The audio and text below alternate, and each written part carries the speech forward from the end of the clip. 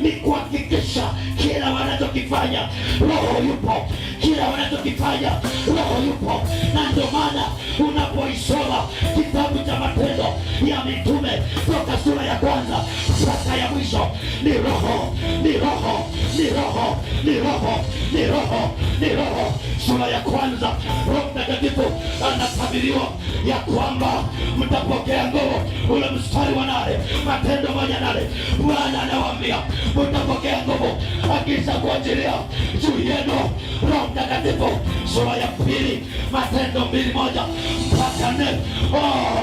Hata ilipotimia siku ya Pentekoste, walikuwako wote mahali pamoja. Tukaja ghafula toka mbinguni uvumi kama uvumi wa upepo wa nguvu ukienda kwa kasi, ukaijaza nyumba waliokuwa wameketi. Kukawatokea ndimi zilizogawanyikana kama ndimi za moto zilizowakalia kila mmoja wao, wote wakajazwa Roho Mtakatifu. Sura ya 3, Matendo 3.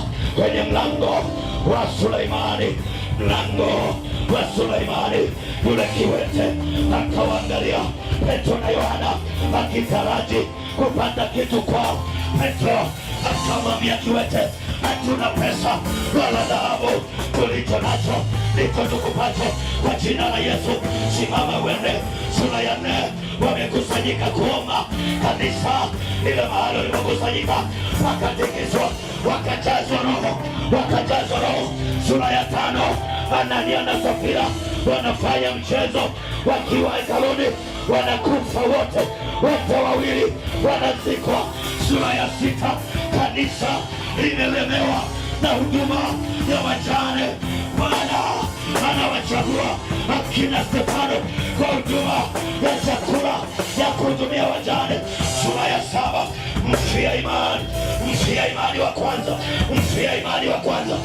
Stefano anakufa akifia imani, anapokata roho, akipigwa na mawe, anamwambia Baba, usiwahesabie dhambi, uwasamehe. Anamaliza kazi, anainua macho yake juu, anasema naona mbingu zimefunguka, namwona mwana wa Adamu, namwona mwana wa Adamu amesimama mkono wa kuume wa Mungu, ananisubiri. Sura ya 8, Filipo yuko Samaria, analihubiri neno. Wa Samaria wakalikubali neno, wakamtuma Petro na Yohana, wale wazee wa Yerusalemu waende Samaria. Walipofika wakawaombea wampokee Roho Mtakatifu.